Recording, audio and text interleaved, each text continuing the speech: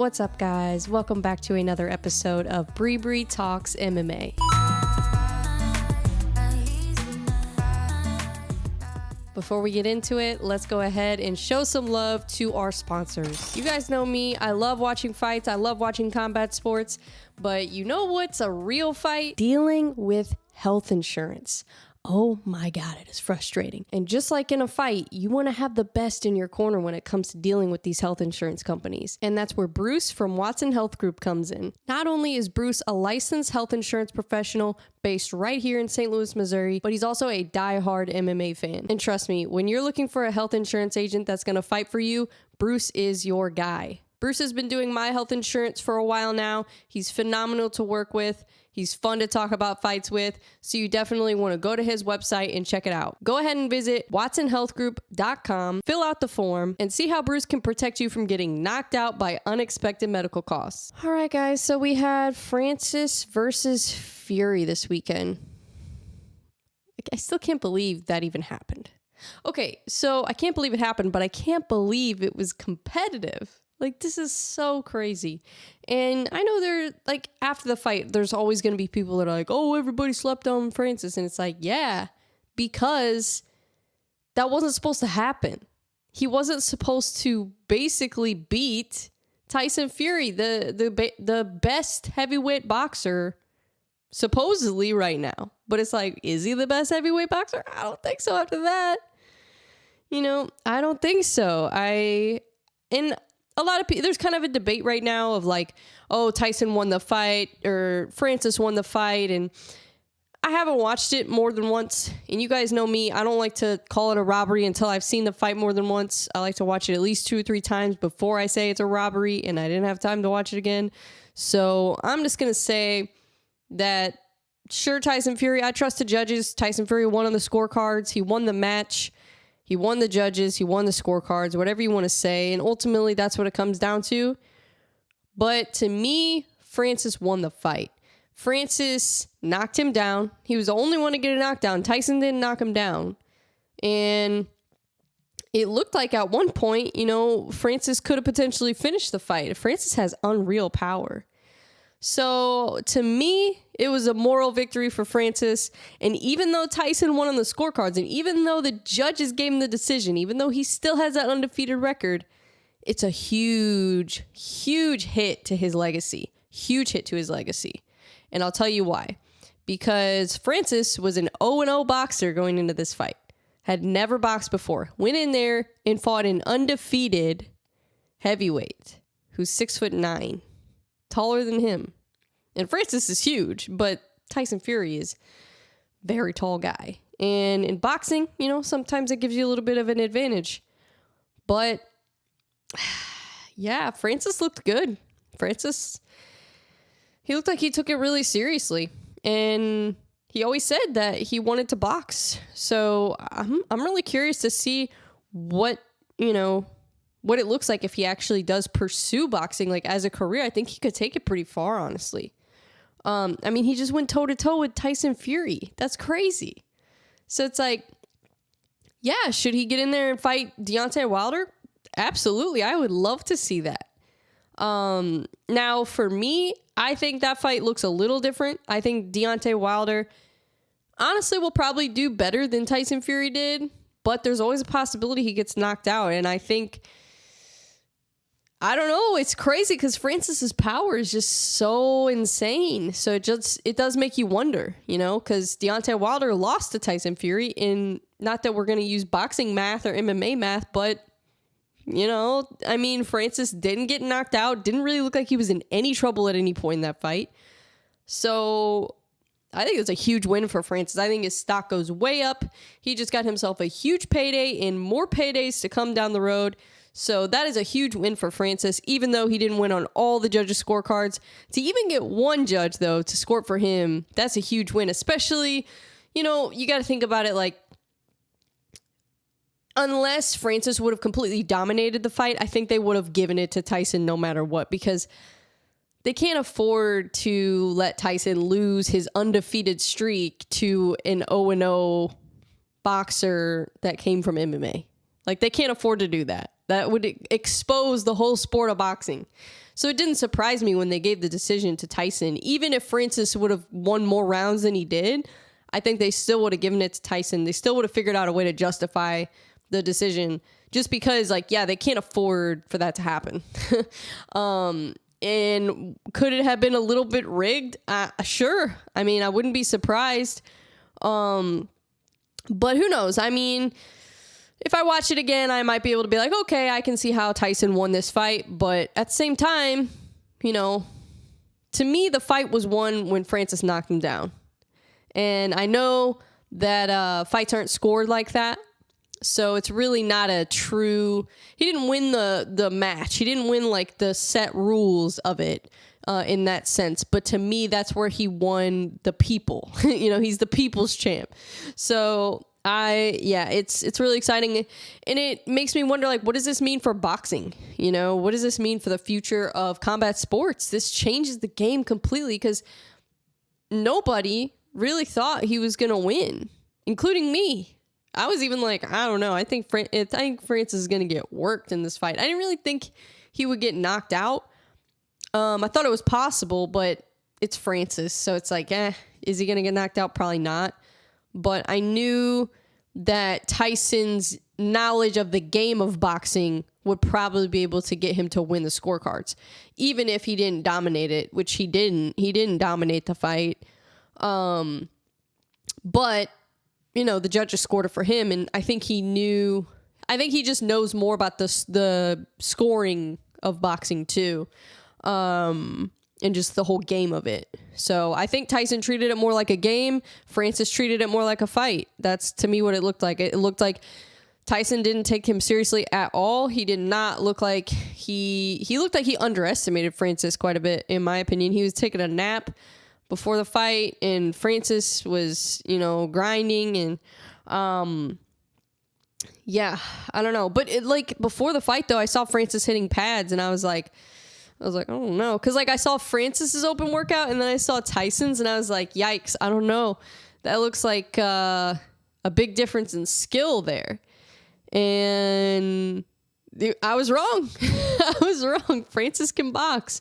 So I don't know. I think it's really exciting. So I'm excited about, you know, just the future and seeing Francis get paid and get what he deserves. I mean, he's really making everybody look dumb who doubted him. So I love that, because, you know, I've had a lot of people doubt me. So it's inspiring to see somebody bet on themselves and win. It's awesome. I love it. So what's next for Francis? I've heard rumors of all kinds of different things. Deontay Wilder, I heard a rumor about that. I heard he's technically, I think, ranked in boxing now in like the top 10. So that's freaking awesome. And then I guess we have to figure out what he's doing in PFL. But really, I think what everybody wants to see is him versus John Jones when John Jones heals up. I think that's what everybody wants to see. So I don't know. I just don't know if that's ever going to happen. I don't know. And that was one of the questions I had on my Q&A. I'm going to pull it up just so I know exactly what they're asking, so I answer their whole question.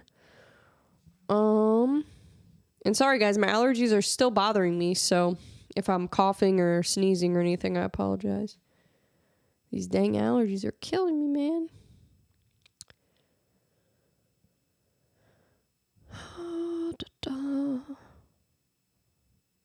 Oh, here we go. Should the UFC do a co-promotion with the PFL to host Francis versus Jones in 2024? Okay, good question. Should they? Yeah, that'd be freaking epic. That would be huge. Will they? No, because Dana doesn't want to do it. I think Pete Murray would do it. I think PFL would be down, but I highly doubt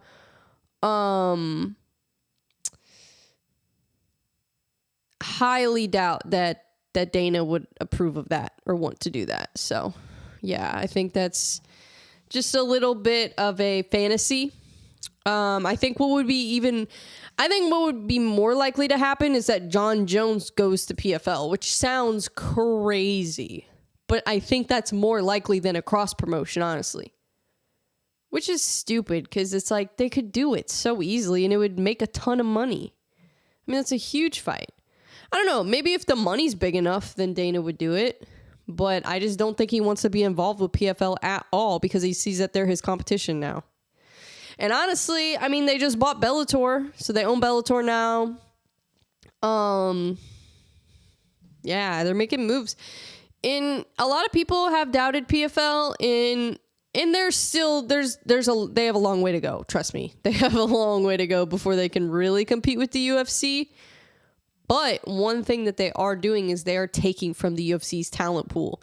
So I think that's the biggest concern for Dana, is more so the talent pool than the viewers. I don't think they're really going to steal a lot of viewers from the UFC unless they keep putting on these stupid Apex cards. Oh my God. I would much rather watch PFL than watch another Apex card. Jesus, can we stop doing the Apex cards? Anyways, rant over. But but I don't think that, like, and I've said this before, I don't think they're stealing a ton of viewers from the UFC, because I think the people that watch PFL also watch UFC. I don't think there's a lot of people that only watch PFL yet, but I think that's coming. I think that's on the way if they can do some really big stuff. But I think what they're going to have to do is they're going to have to kind of play into the influencer boxing type stuff. And I don't think they want to do that. But I think they're going to have to do something like that, or they're going to have to get like a really big name in there, and not just one big name. They're going to have to get two big names to fight each other in PFL for like a big money fight, I think. And it would have to be like a huge name.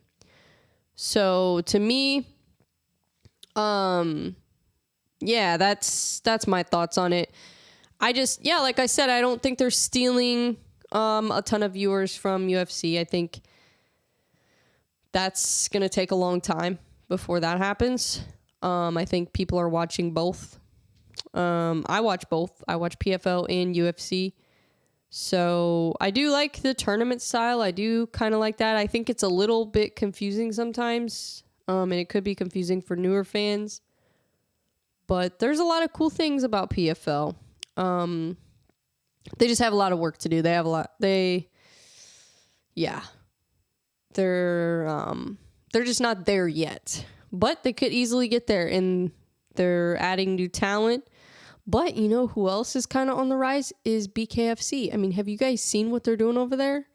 It's insane. I mean, combat sports right now is just going crazy. It is going nuts.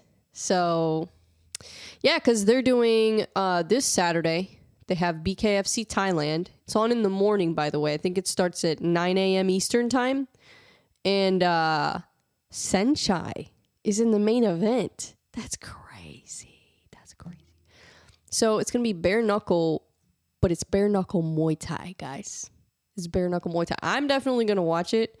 I have boxing that day, so hopefully that's not going to interfere with the main event. If it does, I'm going to go back and rewatch it.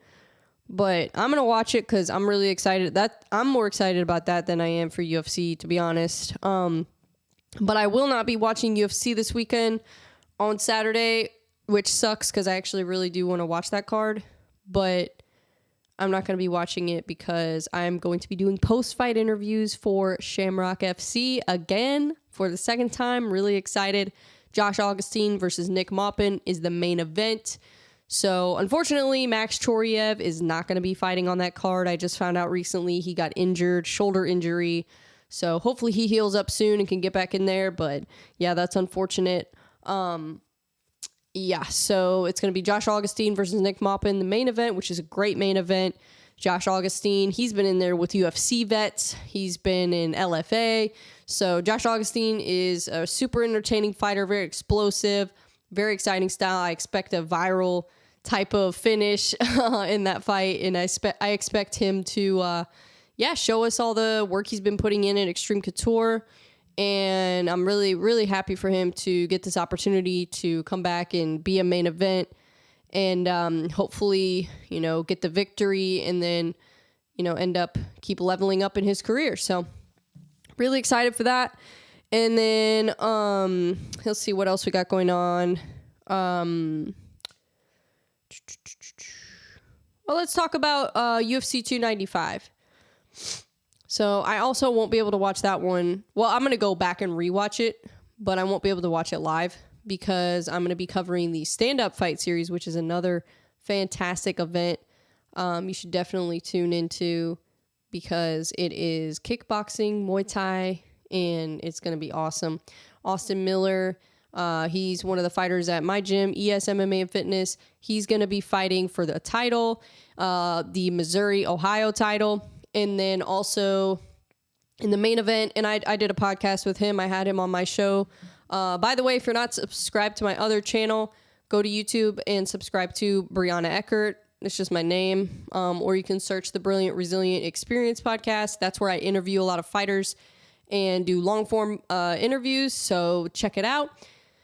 I also just did an interview. I'm about to drop it tomorrow. So Wednesday, November 1st, I'm going to drop it with Reese Newman. He is in the main event with Patrick Vega. And Patrick Vega, I've seen him fight many times. I've never seen Reese fight, but I just had a conversation with him on Sunday. It was a fantastic conversation. He's a really awesome guy. So I'm super excited for that main event. I think I could really doubt that it's going to go the distance with those two in there. They're both absolute dogs. Patrick, he's just got great cardio. He's very just super, super tough. He likes to, kind of come back from adversity and dig deep. And he's really good at turning fights around and getting them in his favor. I've seen him do it multiple times, and he's undefeated. So it's going to be really interesting to see. It's a great matchup, honestly. And what Chad Mueller's doing over at Stand Up Fight Series is absolutely incredible. So definitely check it out. But let's talk about UFC 295 a little bit. So I've been thinking about this a lot lately because, it's coming up soon. The main event, kind of took a turn for the worse. John Jones got injured. I talked about that last week. So now we have Yuri versus Alex Pereira as the main event. And that is for the... is that for a title? No, because Jamal Hill is champ. So it's a non-title main event. Wait a second. Because that's not an interim title. No, it's a non-title fight. So the interim title... Yeah, I just thought about that because I don't know why my brain just malfunctioned for a second. I'm like, wait, Jamal Hill is champ. I'm like, wait, how could they do a title fight? I'm like, oh, it's a non-title fight main event pay-per-view. Interesting. So, but it's still a huge fight. I mean, both those guys could easily go on to be champs. So, and I think that whoever wins this fight probably will end up becoming champ, honestly. Those two guys are insanely good. So I'm really excited. And then the co-main event, Sergey Pavlovich versus Tom Aspinall. That's going to be... that's a scary, scary fight. So let's talk about the main event first. Yuri Prochazka versus Alex Pereira. Yuri is the number 1 contender. He is number 14 pound for pound. And his record is 29-3. 25 wins by knockout. Jesus. Yeah, I feel like every time I've seen him fight, I've just been kind of terrified of him. He's pretty scary. But I don't know. I think Alex probably has a little bit better striking, a little bit more accurate striking. Probably maybe a little bit better defense. Yuri does kind of tend to get hit a lot.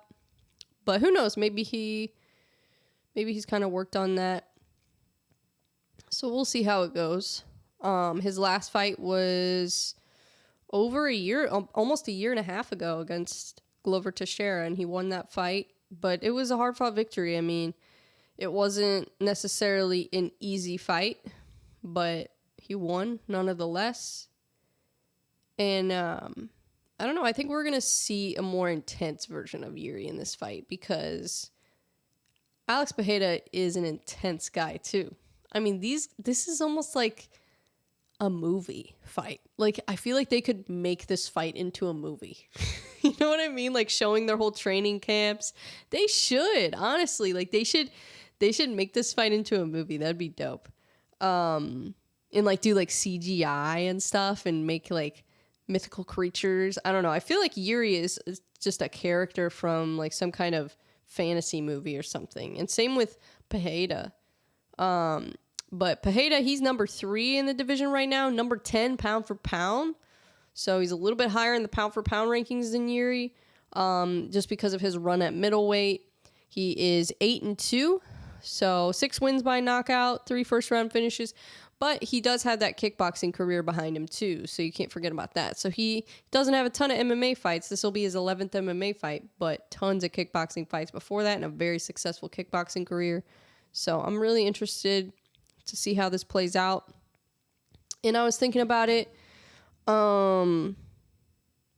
don't know. I just don't know how to predict this fight. I really don't. I think it's going to come down to mentality, really. I think that's what it's going to come down to. Who wants it more? Who's hungrier? Who's got more heart? I think that's what it's going to come down to. I don't think it's going to have to do with skill so much. I think it's going to have more to do with just who wants it more and who's going to bring that dog. Like, I think that's more going to determine who wins. But it's going to be fun. And then Sergey versus Aspinall. Gosh, that's such an interesting fight, too. And I don't know how to predict that one either. I think I probably would go either Aspinall by decision or submission or Sergey via knockout. I think those are the 2 options. The thing is, though, Aspinall, he is so fast. The way he moves, especially for that division, for a heavyweight, he kind of reminds me a lot of Gane. He's like if Gane had good ground game. Like, that to me is Tom Aspinall. And he's not as good at striking as Gane is, obviously. But I think that he does have power. He doesn't have as much power as Sergey, but he does have power. And he's very, very good on the ground. So now Sergey has a good ground game too. But I think Aspinall's is probably, I don't know. I mean, he's got just a really good submission game.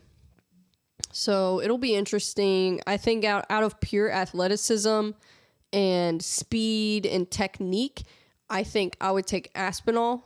But for like power, definitely Sergey. And a lot of times the person that has the most power is the one who wins a heavyweight fight.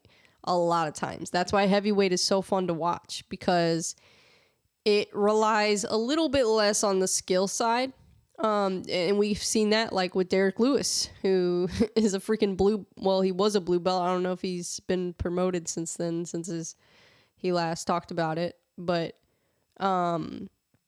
he pretty much got whooped by Curtis Blades up until like I think it was the 4th or 5th round, and then he knocked him out like really bad. So that's what can happen in heavyweight, and that's what I fear happening with Aspinall.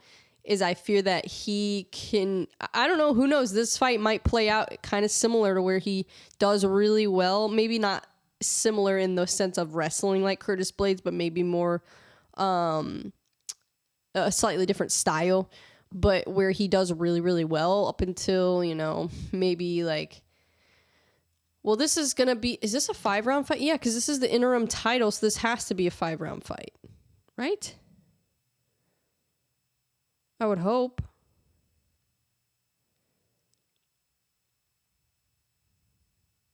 It doesn't say how many rounds. It's got to be 5 rounds, right? It has to be, because it's for the interim title. I don't know. I don't even know who to pick on this one, to be honest. I think I would like to see Aspinall win more, because I just think that he's really good for the UFC. I think he could be a huge star. Pavlovich, I don't think has as much star potential as Aspinall does, but I think that he's a scary dude.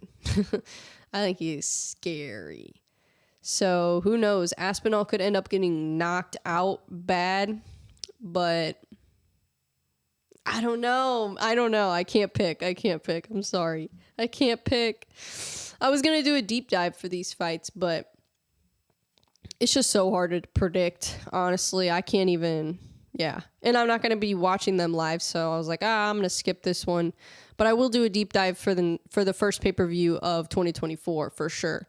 But didn't quite have enough time to go through the whole card and comb through it. So I didn't want to half-ass it, you know.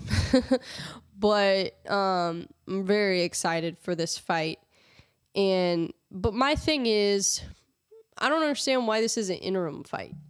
I feel like this should just be the vacant title, because John Jones is going to be out for at least 8 months. Let's be honest, it's probably going to be longer. If not, he might not even come back. I'd be surprised if John Jones comes back.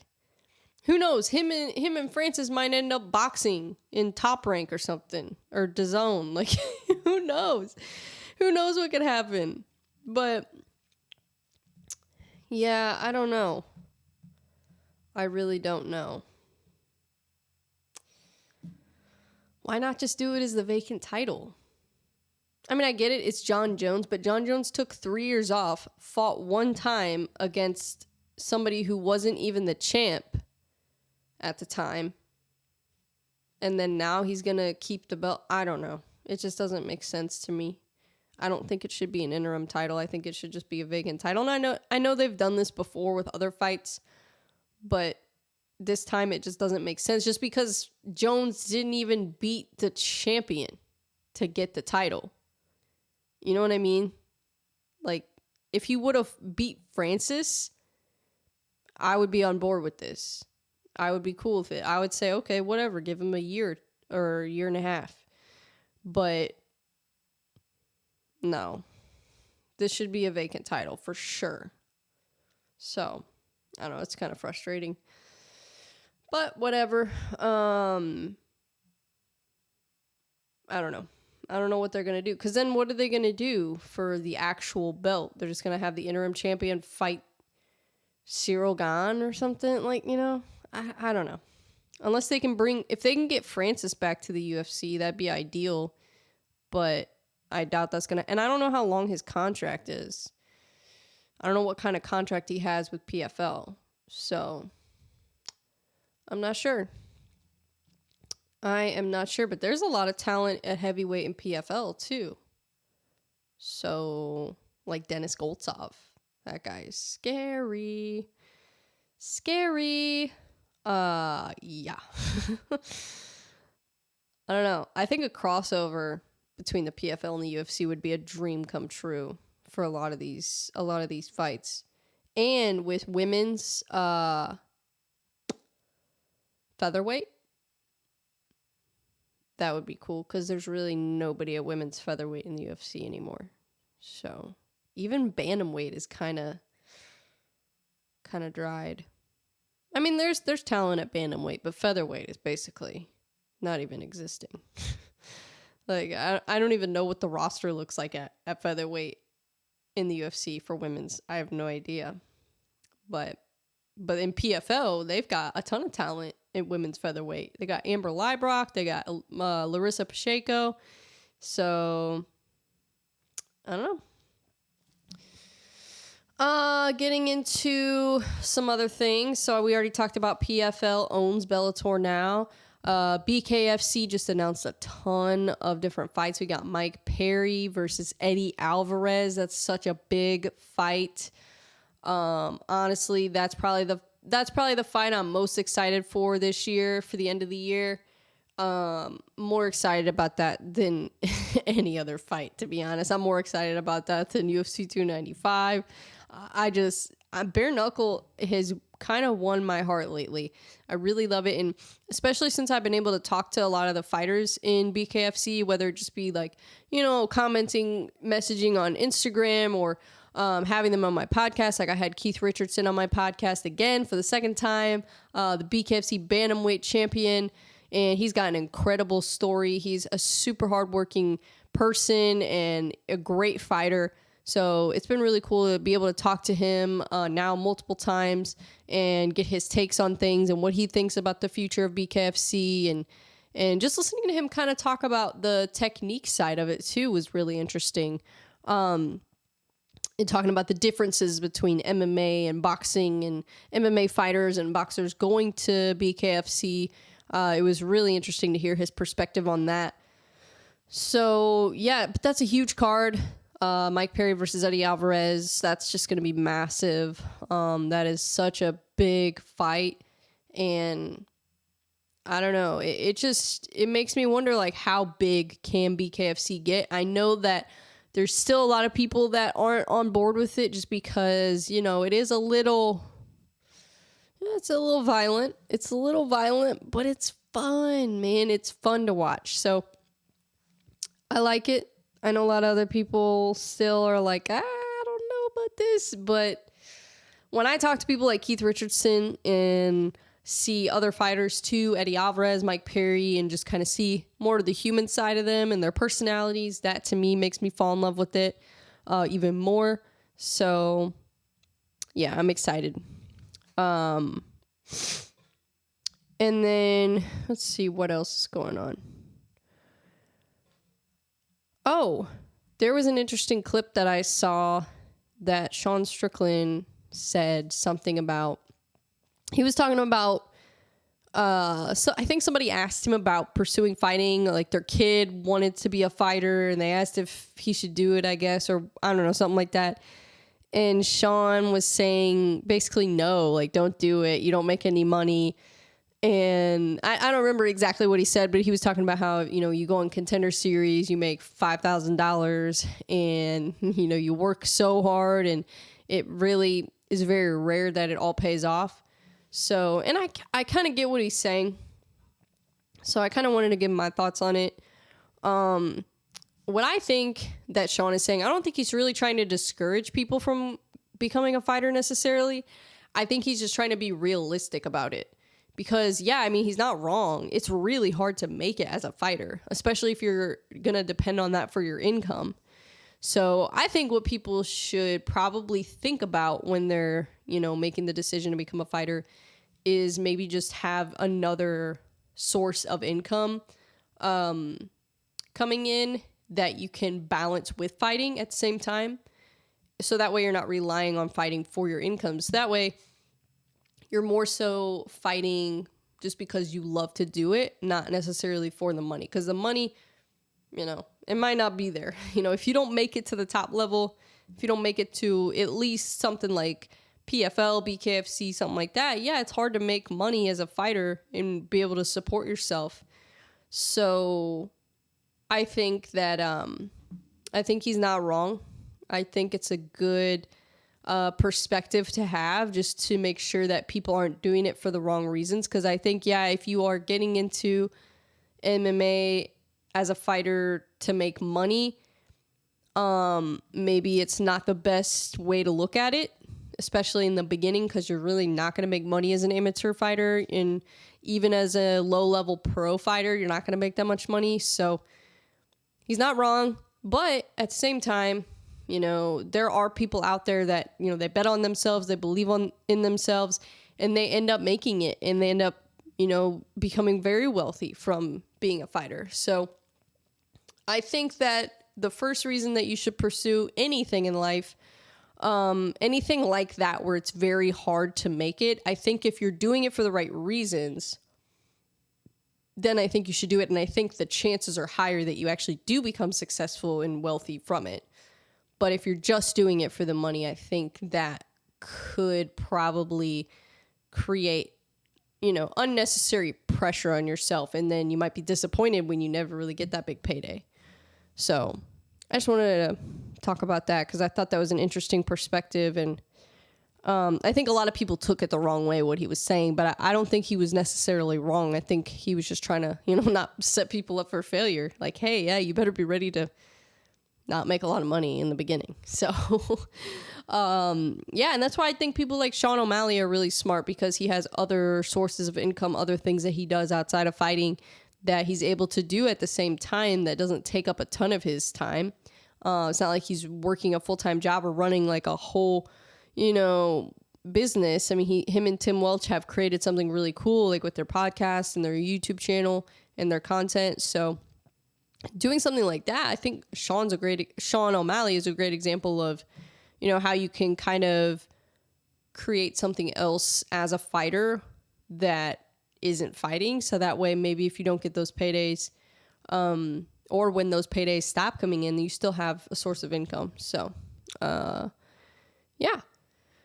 And then in other MMA news, I saw a couple things. Ian Gary got kicked out of Leon Edwards' gym. I thought that was interesting. And I didn't even realize that he trained there, honestly. And I don't think he was like training there as a fighter. I think he was just training there like a one-off situation. I guess he was coming in just to get some work in. So it's not like he was part of their team, but Leon kicked him out. And I get it because, first of all, Ian Gary seems kind of, I'm not going to lie, he seems a little unlikable. Like, I'm not surprised that he's somebody that got kicked out of a gym. Honestly, I'm not surprised at all. So, but also that's kind of Leon Edwards' potential future competition. Like, I don't think the timing is going to be quite right for a title with Leon Edwards, because I don't know if Leon Edwards will be champ by the time Ian Gary gets a title shot.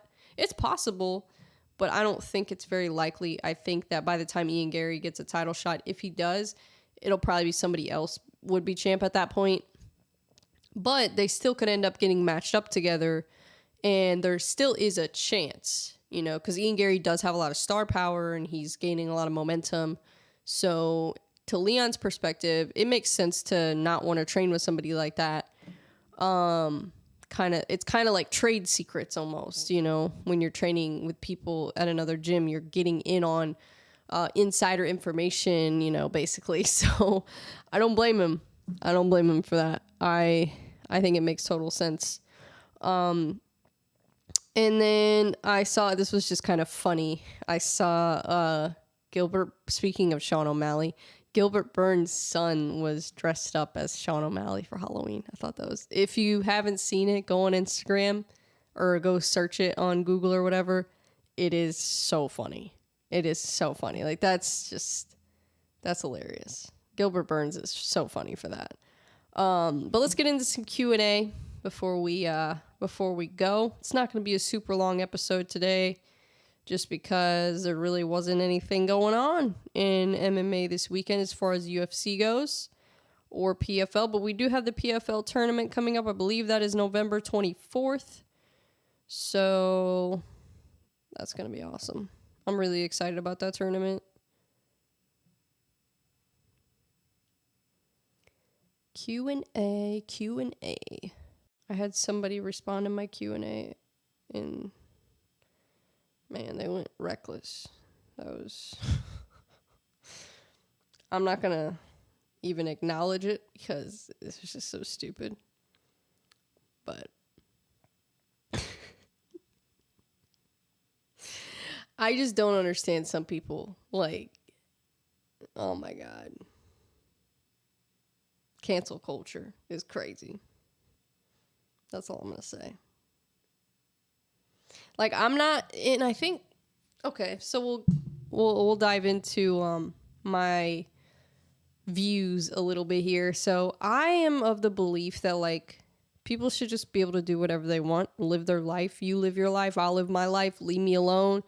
You do your thing, I'll do my thing. As long as you don't hurt people, kill people, hurt children, as long as you don't, you know, cause harm to other people, then I don't care what you do. You know, I don't think, you know, I'm more of a viewpoint of like less government than anything. I believe, you know, I'm not a gun person. I don't really have guns, but I believe in the Second Amendment. I believe in freedom of speech. I believe in all those things. I just believe in freedom in general because that's what America was founded on, was freedom.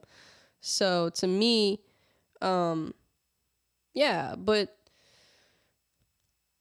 some people just take things a little to the extreme. So, and I don't like, that's the thing. I don't like people that are extreme on either side, really. Like, cause there's like some people on the right that are like super extreme about it. And I'm like, whoa, I'm like, that's too much for me.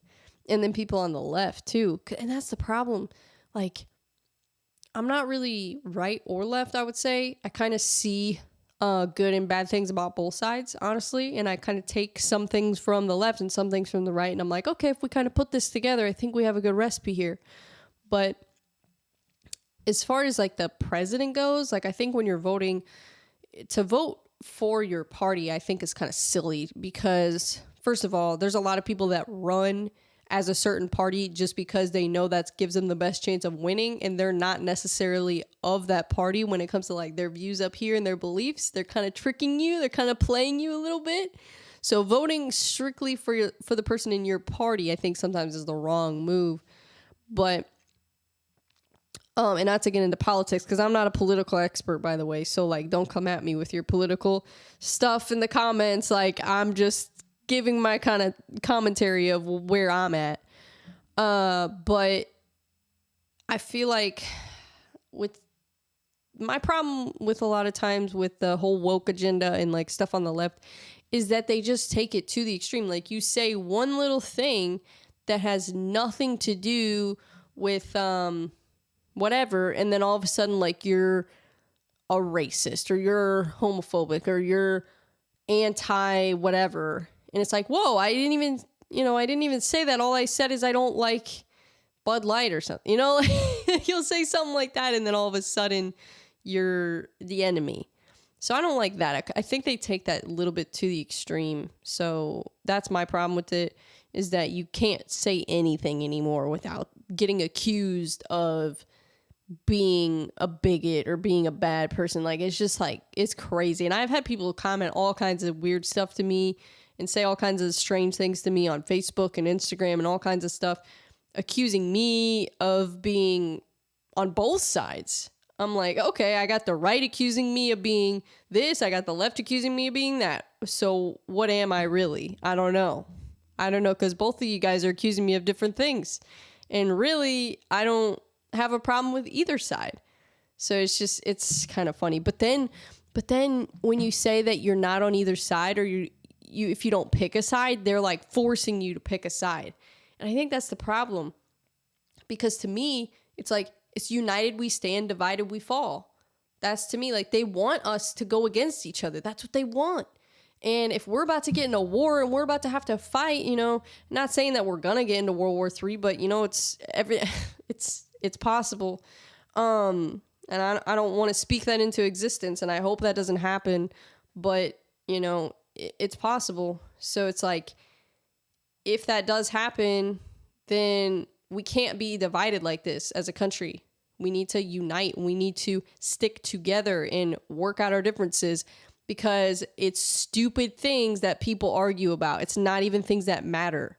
People need to talk about things that matter, not something some person said on a podcast you didn't like, or something somebody posted on Facebook you didn't like. Now, if somebody's being disrespectful, blatantly offensive to other people, or blatantly hurting other people, then okay, yeah, I have a problem with that. But sometimes people just blow things out of proportion, and then it causes unnecessary conflict. And we're arguing with ourselves. Like, we're supposed to be on the same team, guys. So, I don't know. That's my little rant on that. But let's get back into the Q&A. I don't want to become a political person here, because that's not really my thing. I'm more into just talking about the fights. But I had to get my little take on that, because I don't know. I just think it's funny sometimes. Okay, let's get into the questions. First question. TMM official __. How much crack does John Jones truly smoke in a year? I don't know. That's funny. I'm not even going to answer that question. Next question. You guys are crazy with these questions sometimes. Will _T _Klein. Who do you think is the best fighter to never win a belt? Personally, I think Chad Mendes. Ooh, that's a good answer. Chad Mendes. Yeah, he's definitely up there. He might be. I would say up until the knockout, I would say probably Dustin Poirier. Tony Ferguson before the win, or before the losing streak. He's another one. I'm trying to think. What about Jim Miller? Let's take a look at his record real quick. Because here's why I say Jim Miller, because he fought in the toughest, well, he still fights in the toughest division in the UFC. And his brother was in the UFC too. D1 wrestler, black belt in jiu-jitsu. Obviously, we know he's got great ground game. Everybody knows that. His record is 36 wins, 17 losses. 54 total MMA fights. So now let's take a look at some of his competition. Donald Cerrone, he won that fight a little over a year ago. He won his last fight against Jesse Butler. Clay Guida. He fought Charles Oliveira. He fought Dan Hooker. He lost to them, but he fought them. Fought Anthony Pettis, Dustin Poirier. So he's fought everybody.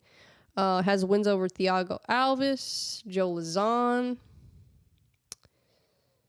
He fought Benil Dariush. He fought Michael Chiesa, Diego Sanchez,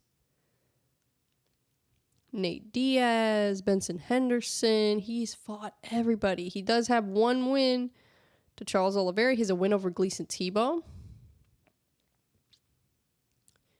I'm still going down his resume. It's a long one. Matt Wyman. Yeah, I mean, Melvin Gillard. He has a win over Melvin Gillard. He's been in the UFC since 2008.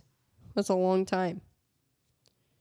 That is a long time. I think just the level of competition he has faced, not necessarily that he's beat a lot of tough guys, but also the guys he's lost to are really tough as well. A lot of former champions. I might have to go with Jim Miller or Dustin Poirier. I think Dustin Poirier probably has the cleaner resume, but Jim Miller has so many fights, so many wins. 36 wins in MMA. That's crazy. And out of his 17 losses, 12 of them are by decision. So he only has 5. He's only been finished 5 times. And he has 19 submission wins on his record. So, oh no, he has 50. No, he has 54 fights because his next fight will be 55 total MMA fights. Yeah, I would have to go. How many fights are in the UFC? Has he had 50 in the UFC? I think he's had 50. Or close to it. Oh no, not close. He's had like 40, I think. But either way, 40 is a ton of UFC fights. Yeah, I think either Jim Miller or Dustin Poirier, because they both were in the toughest division, lightweight. That's always been known as the most stacked division. So, yeah, I would go with either one of them. Especially if you're talking no interim belts. Then I would definitely go with Jim Miller. But interim belt, but never champ, Dustin Poirier or maybe like Tony Ferguson or Nate Diaz or something like that. Just because more of like the star power to their name. And then just who they've fought. Not that Nate Diaz is like, the best fighter, but as far as like what he's been able to do with his career and never win a belt is kind of crazy. And the money he's been able to make is kind of crazy. So I'm kind of looking at more from that perspective. And kind of like their star power too. Oh, I had another question. I'm sorry. __X_legend_X__. Will you watch me fight? Yeah. Send me the information on your fight and I will watch it if I'm available. Of course. I always want to support my supporters, support my fans any way that I possibly can. So absolutely. Trying to think if there's anything else. Just got to plug all the fights coming up. So my computer went to sleep. Plug all the fights coming up. Stand-up fight series November 11th. That is going to be at the Boys and Girls Club in St. Charles, Missouri. It's going to be absolutely incredible. So if you are in Missouri, check it out. It's going to be awesome. It's going to be awesome. And check out my podcast, The Brilliant Resilient Experience, on YouTube and Spotify, where you can watch that. You can watch my interview with the Bantamweight BKFC champion, Keith Richardson. You can watch my interviews with Reese Newman, Austin Miller, and Stand Up Fight Series. You can watch my interview with Josh Augustine from Shamrock. And that event is this Saturday, November 4th, Shamrock Fighting Championship at Ameristar Casino. The weigh-ins are going to be Friday at 5 o'clock, I believe. And then the fights are going to be at Ameristar. They usually start at like 7 o'clock. So I imagine it's probably going to be around the same time. And like I said, Josh Augustine versus Nick Maupin is the main event. It's going to be an awesome fight. Nick Maupin is a tough guy. He's coming off of, I believe, maybe a 2-fight win streak. I don't remember.